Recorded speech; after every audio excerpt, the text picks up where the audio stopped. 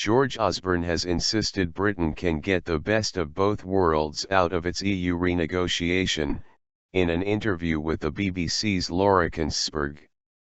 He said the UK could get the benefits of the single market but not the burdens of bailing out the eurozone. The Chancellor is in Berlin to set out the UK's economic demands ahead of a planned in/out referendum. German leader Angela Merkel said Britain's demands could be met where justified or opt-outs offered. Opposition parties said the powers Mr Osborne was requesting already existed and called his trip to Germany a meaningless publicity stunt. Setting out his priorities, the Chancellor said, "This is about people's jobs and people's wallets. It's about making sure jobs don't leave Britain because we're not in the euro. It's about making sure the costs of the euro aren't imposed on British taxpayers. And it's about writing that into the law of the land. I think we can do that. And I think that will be absolutely crucial, that deal, to the outcome of the referendum. And we can get the best of both worlds. Make euro work." He denied suggestions from German sources that his renegotiation was a game that the Germans were happy to play along with, saying, "This deal is going to be absolutely crucial to the outcome of the referendum." He added, "The deal to be done with countries like Germany or indeed France is this: we'll help you make the euro work better for you and for us, because we suffer when the euro doesn't work.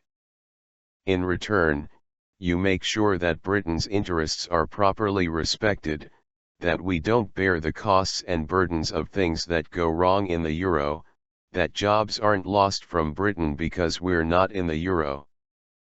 That's the deal on the table and I think it works for all the countries involved."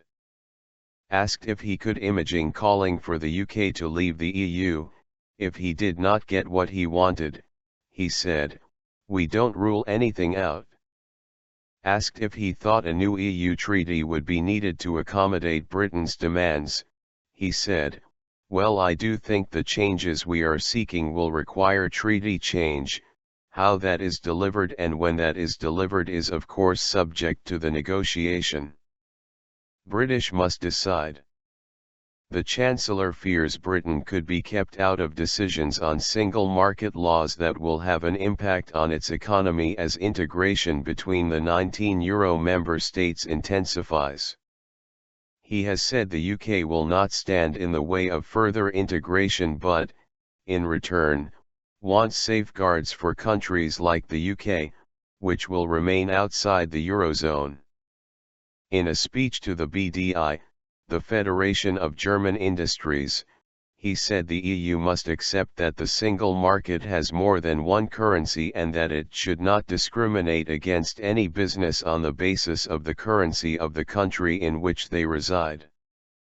And he added, "We must never let taxpayers in countries that are not in the euro bear the cost for supporting countries in the eurozone." He said that the new principles must ensure that as the eurozone chooses to integrate it does so in a way that does not damage the interests of non-euro members.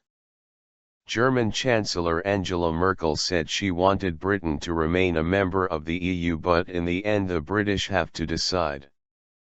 "The only promise we can make is this: wherever their demands are justified, more competitiveness, more effectiveness in the EU, the British demands are our demands too.